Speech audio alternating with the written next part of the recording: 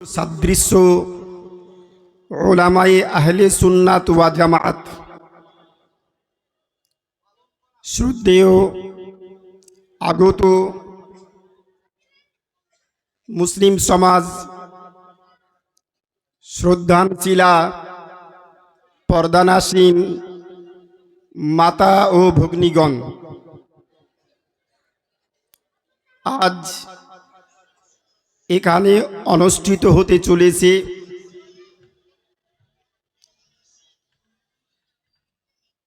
সুন্নি হানাফি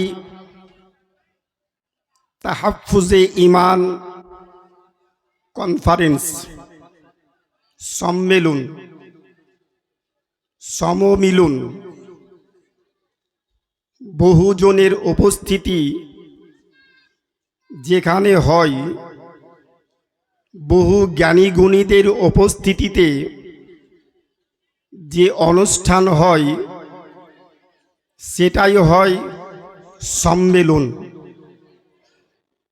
এখানে জালসার মঞ্চ নয়, উলামায়ে কেরাম ইচ্ছা মতো যার যেমন মন চাইবে সে তেমন বক্তব্য রাখবে, এটা কিন্তু সে মঞ্চ নয়। এখানে যোগ্য বিজ্ঞ ফাকিহ, ফিকহ শাস্ত্রবিদ, মুফাসসিরে কোরআন, যোগ্য বিজ্ঞ উলামায়ে কেরাম কে আমন্ত্রণ করা হয়েছে। তিনারা বিষয় ভিত্তিক সংক্ষিপ্তকরণে আলোচনা রাখবেন। আমিও আমন্ত্রিত হয়ে ইসলামপুর থেকে এসেছি। আমার বিষয় যে বিষয় আমাকে দেওয়া হয়েছে সেই বিষয়ের ওপরেই আমি খুব স্বল্প সময়ের জন্য টু দি পয়েন্ট কয়েকটি কথা বলেই আমার সংক্ষিপ্ত বক্তব্যের সমাপ্তি ঘটাবো ইনশাআল্লাহ। সবার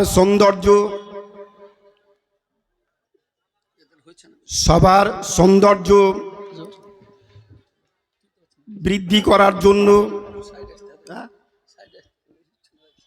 কি দরকার,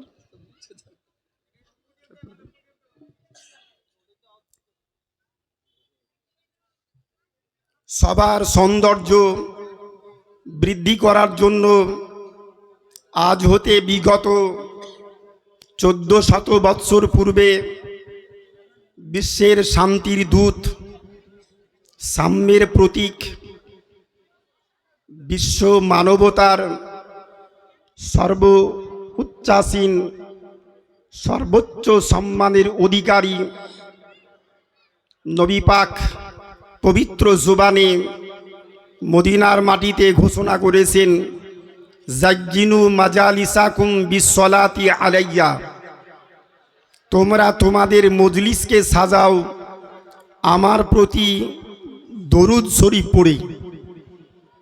এটা অস্থায়ী জান্নাতের বাগান। এ সবার সৌন্দর্য বৃদ্ধি করার জন্য আমরা একবার মুহাব্বতে দরুদ শরীফ পড়ি। টু দি পয়েন্ট আমার বিষয়ের উপরে আলোচনা আরম্ভ করি। আল্লাহুম্মা সাল্লি লাকাল হামদু ইয়া আল্লাহ, আসসালাতু ওয়াসসালামু আলা রাসূলিল্লাহ, আম্মা বা'দ, ফাউযু বিল্লাহি মিনাশ শাইতানির রাজীম, বিসমিল্লাহির রহমানির রহিম। ওয়া আহাল্লাল্লাহুল বাই'a ওয়া হাররামার রিবা ইলা আখিরিল আয়া। সুম্মা ক্বালা আল্লাহু তাআলা ফি শানি হাবিবিহিল কারীম, ইন্নাল্লাহা ওয়া মালাইকাতাহু ইউসাল্লুনা আলান নবী ইয়া আইয়ুহাল্লাযীনা আমানু সাল্লু আলাইহি ওয়া সাল্লিমু তাসলিমা। আল্লাহুম্মা সাল্লি আলা সাইয়্যিদিনা মাওলানা মুহাম্মাদিন মা'দানিল জুদি ওয়াল কারাম ওয়া বারিক ওয়া সাল্লিম সালাতান ওয়া সালামান আলাইকা ইয়া রাসূলুল্লাহ। উনজুর হালানা ইয়া রাসূলুল্লাহ, ইসমা ক্বালানা ইয়া নবিয়াল্লাহ।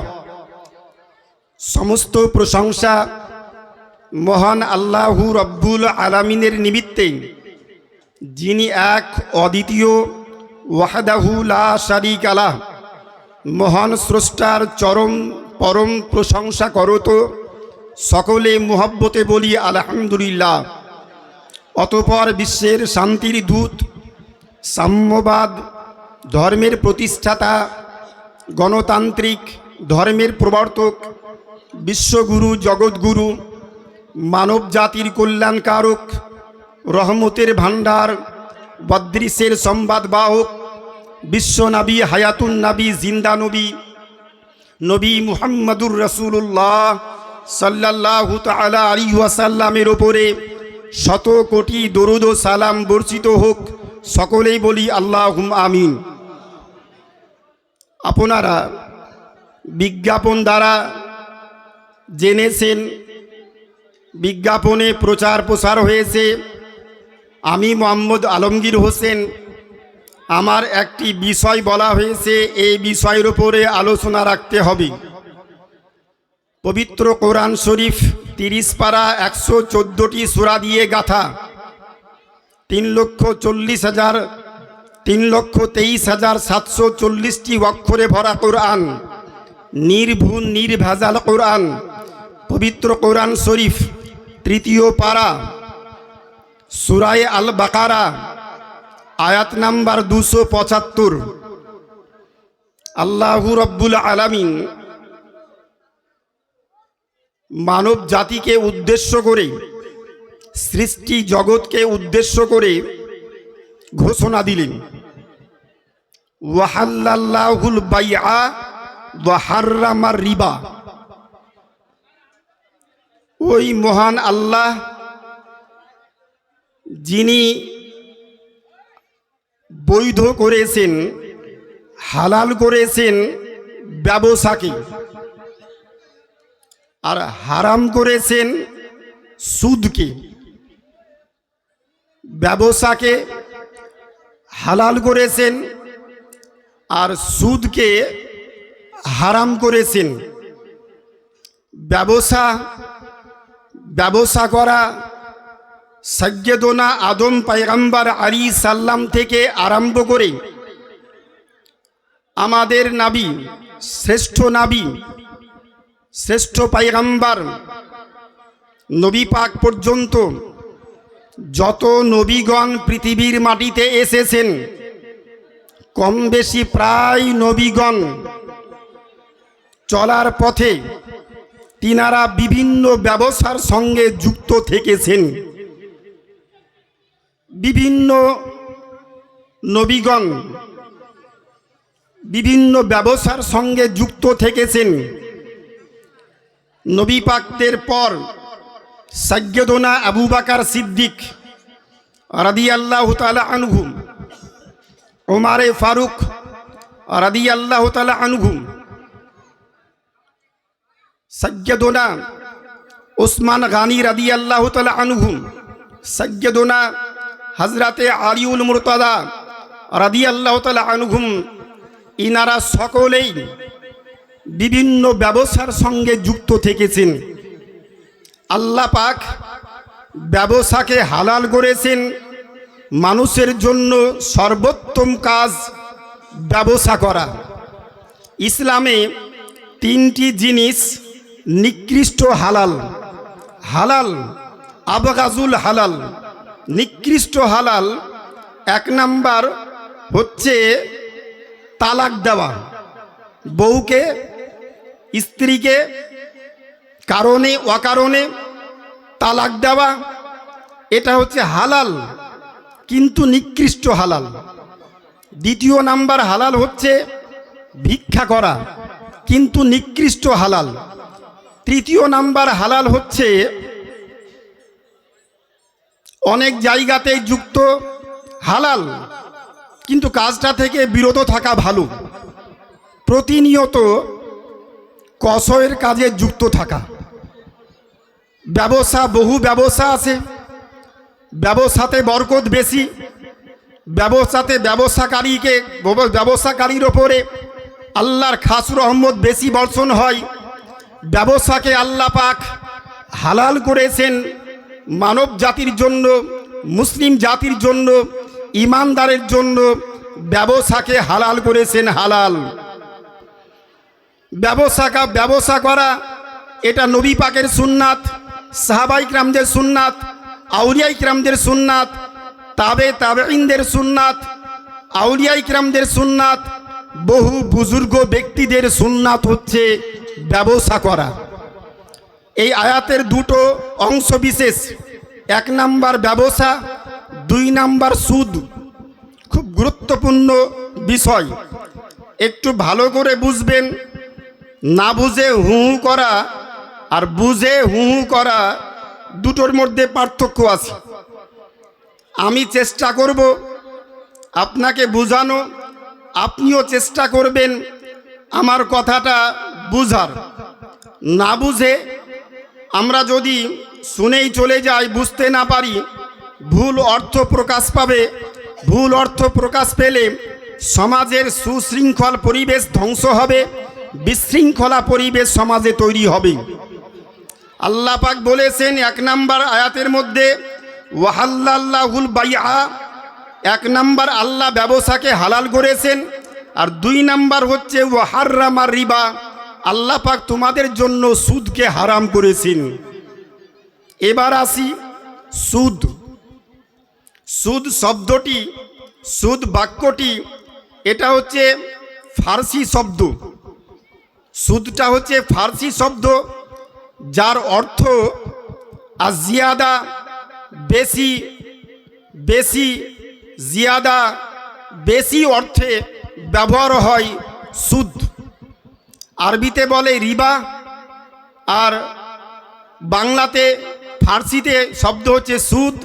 কিন্তু ব্যবহারিত হিসাবে বেশি বেশি ব্যবহার করার ফলে এই ফার্সি ভাষাটা বাংলার মধ্যে চলে এসেছে, যে প্রত্যেক মানুষের কাছে সুদটাই যেন পরিষ্কার হয়ে গিয়েছে যে এটাই বাংলা ভাষা, কিন্তু আদৌ এটা বাংলা ভাষা নয়। আমাদের পশ্চিমবঙ্গের স্বনামধন্য মুফতি, বিজ্ঞ মুফতি, ওস্তাজুল ওলামা, উনি বহু মঞ্চে কথাটা বলেন, বহু মঞ্চে কথাটা শুনেছি বলতে, যে একজন মুর্শিদাবাদ গ্রামাঞ্চলের মানুষ সৌদি গিয়েছে হজ করতে, হজ থেকে ফিরে আসার পর বলছে যে আমরা ওখানে থাকলাম 20 দিন, 30 দিন, 40 দিন থাকলাম, কিন্তু ওই দেশে বাংলা কথা শুনতে পেলাম না। শুধু একটাই বাংলা শুনলাম, ওরা আজানটা দিচ্ছে বাংলাতে, বাদ বাকি কোনোটাই আর বাংলা শুনতে পেলাম না, সবই আরবি বলছে, শুধু আজানটাই দেখলাম তারা বাংলাই বলছে। আচ্ছা, আজানটা কি বাংলা শব্দ? আজান শব্দ বাক্য টোটালটাই হচ্ছে আরবি, কিন্তু ব্যবহার যেহেতু প্রতিনিয়ত আমরা সকাল, দুপুর, বৈকাল, সন্ধ্যা, রাত্রি আমরা প্রতিনিয়ত শুনছি বলে এই ব্যবহারে মনে হয়ে গিয়েছে এটা আমাদের বাংলাই ভাষা। তদ্রূপ সুদ শব্দটি, সুদ বাড়তি বৃদ্ধি, এই বাড়তি বৃদ্ধি বিষয় এটা আল্লাহ পাক হারাম করেছেন। বাকি থাকলো সুদ কাকে বলে, সুদের সংজ্ঞা কি, বাড়তি মানেই কি হারাম? এটা শাব্দিক অর্থ, কিন্তু শব্দের মূল অর্থ, আবিধানিক অর্থ, হাকিকি অরিজিনাল অর্থ কিন্তু বাড়তি মানেই হারাম নয়। সুদ মানে বাড়তি, সুদ মানে বেশি, কিন্তু বেশি মানেই হারাম না, বেশি মানেই নাজাইজ না, বেশি মানেই অবৈধ না, বেশি মানেও জাইজ। কোন অর্থে জাইজ? হাদিস শরীফে এসেছে, মিশকাত শরীফ 244 পৃষ্ঠার মধ্যে দেখলাম নবী পাক এই সুদ প্রসঙ্গে বলতে গিয়ে মানুষকে সতর্কীকরণ হিসাবে সাবধানতা অবলম্বন করার জন্য নবী পাক বললেন, কিয়ামতের দিবসে তোমরা দেখবে সুদ ভক্ষণকারী ব্যক্তিকে কিয়ামতের দিনে উঠানো হবে। তারা যখন কিয়ামতের তাদেরকে উঠানো হবে, তাদেরকে দেখে অন্যান্য জন বুঝে নিবে এই ব্যক্তি ছিল সুদখোর। ইয়া রাসূলুল্লাহ, ইয়া হাবিবাল্লাহ, তাদেরকে কেমন করে মানুষ চিনবে? নবী আমার বললেন, জলাতঙ্ক রোগ হলে, কুকুরে কামড়ানোর পর বিষক্রিয়া ঘটলে রোগী যেমন করে পাগলের মতো যত্রতত্র এদিক ওদিক ঘুরে বেড়াই, সুদখোর ব্যক্তিকে কিয়ামতের দিনে ওই পাগলের মতো করে, জলাতঙ্ক রোগের পাগলের মতো করে আল্লাহ পাক কিয়ামতের দিনে উঠাবে। এই দৃশ্য দেখার পরে অন্যান্য যে মানুষ দেখবে এই ব্যক্তি সুদখোর। সুদ ইসলামে শক্ত হারাম ছিল, শক্ত হারাম আছে, কিয়ামত পর্যন্ত শক্ত হারাম থাকবে। সুদকে হালাল বলার কোনো আলিমের ক্ষমতা নাই, কোনো মুফতির ক্ষমতা নাই, কোনো মুহাদ্দিসের ক্ষমতা নাই। সুদ হারাম ছিল, সুদ হারাম আছে, কিয়ামত পর্যন্ত সুদ হারাম থাকবে। সুদ কোনোদিনই বৈধ নয়, সুদ কোনোদিনই বৈধ নয়। নবী পাক বলেছেন, বহু গুনার মধ্য হতে সর্বনিকৃষ্ট গুনাহ কাবা শরীফের পাদদেশে গিয়ে আপন মায়ের সঙ্গে অবৈধ কর্মে যুক্ত থাকা যত নিকৃষ্ট হারাম। সুদ খাওয়া ব্যক্তির তদ্রূপ তেমন হারাম কাজের সঙ্গে যুক্ত হবে যদি কোনো ব্যক্তি সুদ খায়। সুদ প্রসঙ্গে এবার আল্লাহ পাক পবিত্র কোরআন পাকে বললেন যে তোমাদের জন্য ব্যবসাকে হালাল করেছি আর সুদকে হারাম করেছি। আচ্ছা, সুদ টাইপের কি? সুদের সংজ্ঞা কি? সুদ হওয়ার জন্য শর্তাবলী কি?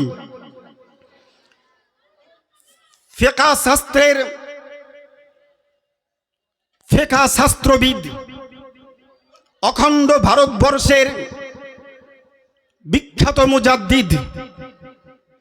মুজাদ্দিদে আজম হুজুর আলা হযরত আজিমুল বারকাত ইমামে আহমদ রাজা ফাজিলে বারলাবী রহমাতুল্লাহ আলাইহি নতুন এডিশন ফতোয়ায়ে রাজাবিয়ার 14 খণ্ডের মধ্যে 312-13 পৃষ্ঠার মধ্যে দেখলাম সুদ প্রসঙ্গে একটা বিষয়, একটা ফতোয়া মসলা উনি নিয়ে এসেছেন।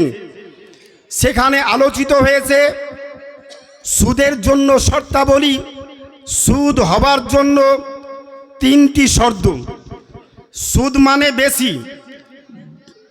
মানে বেশি জিয়াদা, 1 টাকার পরিবর্তে 1.5 টাকা নেওয়া, 1 টাকার পরিবর্তে 2 টাকা নেওয়া, 1 টাকার পরিবর্তে 1 টাকা নেওয়া।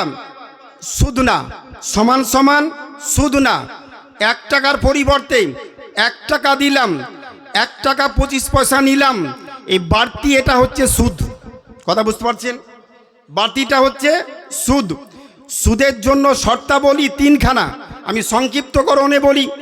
1 নম্বর শর্ত, সুদ প্রযোজ্য হওয়ার জন্য 1 নম্বর শর্ত হচ্ছে সুদ গ্রহীতা আর সুদ দাতা, যে সুদ দিচ্ছে আর যে সুদ গ্রহণ করছে, বাড়তি দিচ্ছে মূল আর নিচ্ছে বাড়তি।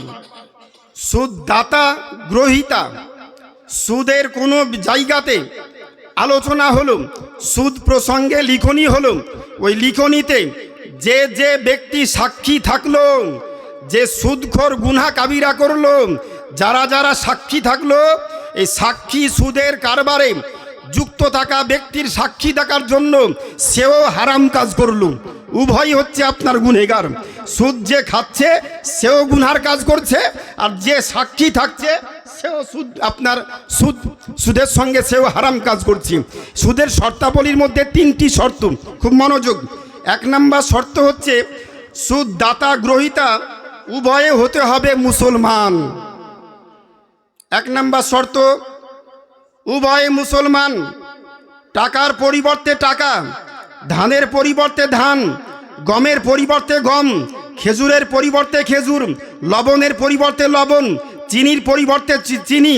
এই বস্তু এক বস্তুর মধ্যে যদি কম বেশি হয়, এটাই হচ্ছে সুদ। কথা বুঝছেন? বস্তু এক নাম্বার শর্ত কি? উভয়ে মুসলিম হওয়া। উভয়ে মুসলিম হওয়া কেন? হেদায়ে আখেরাইন, হেদায়া শরীফ 3য় খণ্ড 286 পৃষ্ঠার মধ্যে বর্ণিত হয়েছে, হাদিস শরীফ উল্লেখ করা হয়েছে, লা রিবা বাইনাল মুসলিমে ওয়াল হারবে।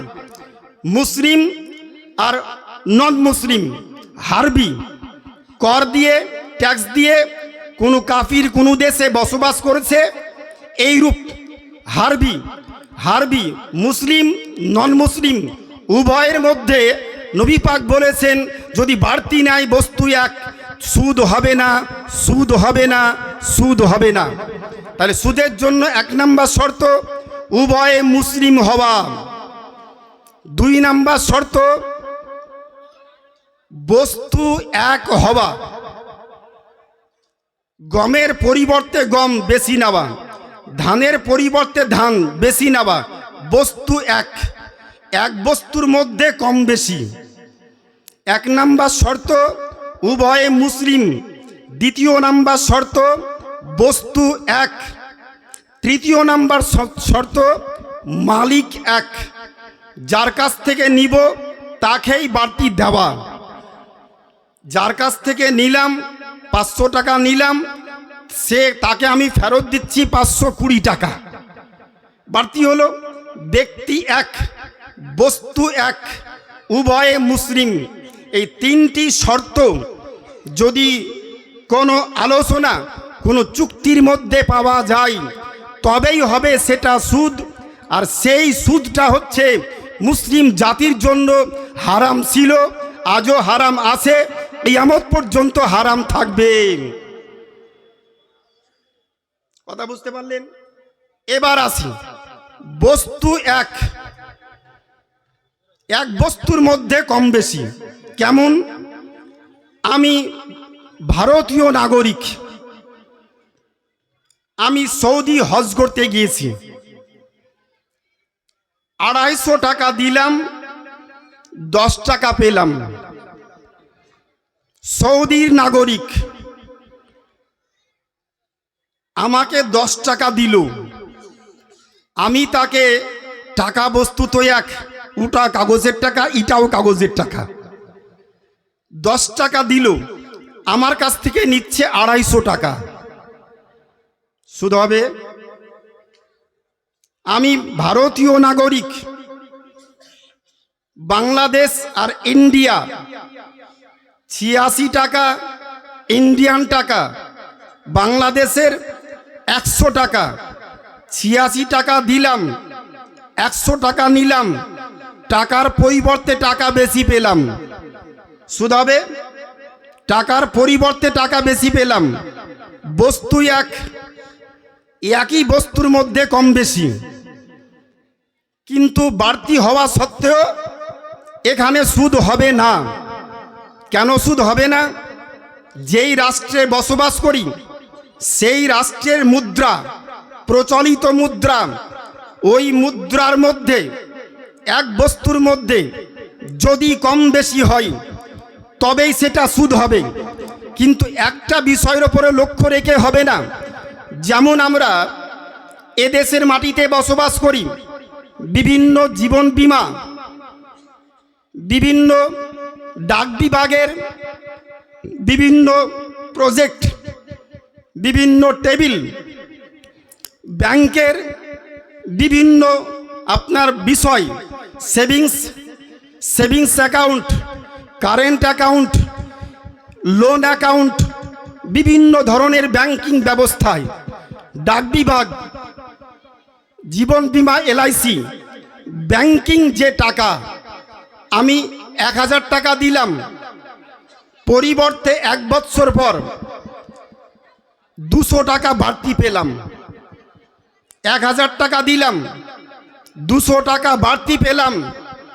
এই বাড়তি টাকাটা নেওয়া আমার জন্য বৈধ, হালাল না হারাম? হালাল না হারাম? জীবন বীমা, লাইফ ইন্স্যুরেন্স আমি 500 টাকার টেবিল প্রত্যেক মাসে জমা করছি, বছরে 6000 টাকা জমা পড়ল। 15 বছর পর জমা পড়েছে 18,000 টাকা, আমাকে দিল কোম্পানি 32,000 টাকা। টাকা দিয়েছি 18, পেলাম 32। 18 থেকে 32, 18 থেকে 32, 14,000 টাকা বাড়তি পেলাম। এই বাড়তি টাকাটা আমার জন্য সুদ হবে না হবে না? জানতে হবে না? সুদ হবে না হবে না? এই যে ব্যাংকিং ব্যবস্থাপনায় খুব সহজভাবে বুঝি, আমরা সুদ বলবো না, কারণ 3টি শর্ত সুদের জন্য। সমস্ত ফিকহ শাস্ত্রের ওলামায়ে আহনাফ, ওলামায়ে আরবা, প্রত্যেক আইম্মায়ে আরবা, প্রত্যেক ইমামগণের একই মত, 3টি শর্ত থাকলে তবেই সুদ হবে, নচেত সুদ হবে না, হবে না, হবে না। তাহলে উভয়ের মধ্যে প্রথম শর্ত মুসলিম হওয়া, দ্বিতীয় শর্ত বস্তুটা এক হওয়া, তৃতীয় শর্ত মালিকটা এক হওয়া। যে রাষ্ট্রে বসবাস করি সেই রাষ্ট্রের মধ্যে, সেই রাষ্ট্রের প্রচলিত মুদ্রা, ওই মুদ্রার মধ্যে যদি কম বেশি হয়, মুসলিম ব্যক্তির মধ্যে যদি কম বেশি করা হয়, তবেই সেটা সুদ, সেটা হবে হারাম, সেটা হবে অবৈধ। এ কোরআনের পরিভাষায় ওয়াহাররামা রিবা, আল্লাহ তোমাদের জন্য সুদকে হারাম করেছেন, হারাম করেছেন, হারাম করেছেন। যদি 3টি শর্ত একই সঙ্গে পাওয়া যায়, 2টো শর্ত পাওয়া গেল, ব্যাংকে টাকা রাখলাম 10,000 টাকা, এখানে টাকার পরিবর্তে একই দেশে একই আপনার মুদ্রা 1000 টাকা রাখলাম, 1 বছর পরে 1200 টাকা পেলাম, 200 টাকা বাড়তি পেলাম। এটা ইংরাজি ভাষায় ইন্টারেস্ট, বাংলায় প্রচলিত সুদ। সুদের 2টো অর্থ, একটা হচ্ছে আপনার শাব্দিক অর্থ আলাদা, ভিন্ন অর্থ লভ্যাংশ। এ যেটা পেলাম এটা আমার জন্য জায়েজ হবে কি হবে না? জায়েজ হবে কি হবে না? আমাদের ভারতবর্ষের মুফতি আজম হিদ আলাইহির রহমা রিদওয়ান এবং হযরতে মুফতি মোহাম্মদ আজম নুরি রহমাতুল্লাহ আলাই, উনার লিখিত ফতোয়া বই, ফতোয়ায়ে মুস্তাফাবিয়া, ফতোয়ায়ে দামাদে মুস্তাফা, বিভিন্ন ফতোয়ায়ে ফাইজুর রাসুল, বিভিন্ন ফতোয়ার মধ্যে এই মশলা পুরো ক্লিয়ার আপনার এসেছে। এটা একেবারে পুরো ক্লিয়ার করা হয়েছে। এইরূপ বাড়তি অবস্থাটা সুদ হবে কি হবে না? প্রত্যেক একই মত পোষণ করেছেন, এই বাড়তি যেটা পেলাম এটা সুদ হবে না, হবে না, হবে না। আমরা বাড়তিটা যদি না খাই, রাখলাম 10,000 টাকা ব্যাংকে, 1 বছর পরে ব্যাংকের ম্যানেজারকে বললাম বাড়তি টাকাটা আমি নিব না, আপনি টাকাটা নিয়ে নেন, আমাকে 10,000 টাকা ব্যাক দিন। এই 10,000 টাকা ব্যাক নিলাম, বাড়তি টাকাটা আমি নিব না যখন লিখিত দিলাম, আমার অ্যাকাউন্টে বাড়তি টাকাটা ব্যাংক ম্যানেজার রাখবে না রাখবে না? যখন লিখিত কাগজ দিয়ে দিব আমি বাড়তি নিব না, রাখবে না, উঠিয়ে নিবে, উঠাবে না? উঠানোর পর নন মুসলিম উঠানোর পর আমাকে মারার জন্য, আমাকে জব্দ করার জন্য, আমাদেরকে জব্দ করার জন্য, আমার কমকে জব্দ করার জন্য তাদের গোত্র বিশেষে বিভিন্ন সংগঠন আছে। নিজে খাবে, সংগঠনকে দান করবি, সহযোগিতা করবি। বকলমে আমার বাড়তি টাকা দিয়ে আমার কমকে মারার জন্য আমি সহযোগিতা করলাম। কথাটা বুঝতে পারলেন? সহযোগিতা করলাম। তাহলে আমার উচিতটা কি হবে? বাড়তি যেটা নিলাম আমি সুদ হিসাবে নিলাম না, আমি লভ্যাংশ নিলাম। কেন? এই দারুল হারব, এই ভারতবর্ষের মাটিতে দারুল ইসলাম, মুসলিম আপনার বস্তুর পরিবর্তে বস্তু, টাকার পরিবর্তে টাকা, একটি শর্ত আছে, কিন্তু দ্বিতীয় শর্ত নাই, তৃতীয় শর্ত নাই। দ্বিতীয় শর্ত কি? মালিক এক হওয়া। আর 3 নম্বর শর্তটা কি? শুধু বস্তুর পরিবর্তে বস্তু, উভয়ে মুসলিম না, মালিক এক নয়। আজকে একজন ম্যানেজার, কালকে আরেকজন ম্যানেজার, পরশু আরেকজন ম্যানেজার, চেঞ্জ হয় কি হয় না? পরিবর্তন হয় কি হয় না? মালিকানা এক থাকে, আজকে একজন মুখ্যমন্ত্রী, কালকে আরেকজন মুখ্যমন্ত্রী, আজকে একজন অর্থমন্ত্রী, কালকে আরেকজন অর্থমন্ত্রী, মালিক চেঞ্জ, মালিক পরিবর্তন। এই পরিবর্তন হবার ফলে তিনটি শর্ত একসঙ্গে না পাওয়ার ফলে কোনো মতেই এটা হারাম হবে না, হবে না, হবে না। কিছু মৌলবি সাহেব ভুল বিষয় ভুল বুঝে ভুল ফতুয়া প্রদান করছে। আল্লাহ আমাকে আপনাকে সকলকে ভুল বিষয় থেকে দূরে থেকে যাতে আমরা এই বাড়তি টাকাটা আমি নিব, নেওয়ার পরে মন যদি বেশি যদি মন বলে যে আমি বাড়তিটা ব্যবহার করব না, আমাদের মধ্যে গরিব দুঃখিনী অসহায় আছে, এদের মধ্যে আপনি বন্টন করে দিন। ফতুয়া আপনার জন্য খাওয়া জায়েজ, তাকুয়া পরহেজগারি আপনি নিজে না খেয়ে পরিবারের মধ্যে, গ্রামের মধ্যে ভালো মেধাসম্পন্ন ছেলে মেয়েদের মধ্যে আপনার টাকাটা আপনি বন্টন করে দিন। আপনার জন্য নেকিও হলো আর নিজ কমকে সহযোগিতা করা হলো। এই কথা বলেই আমার সংক্ষিপ্তকরণে সংক্ষিপ্ত বক্তব্য, আর একটা বিষয় ছিল যেতে পারলাম না, এখানেই বক্তব্যের সমাপ্তি। ভাষাগত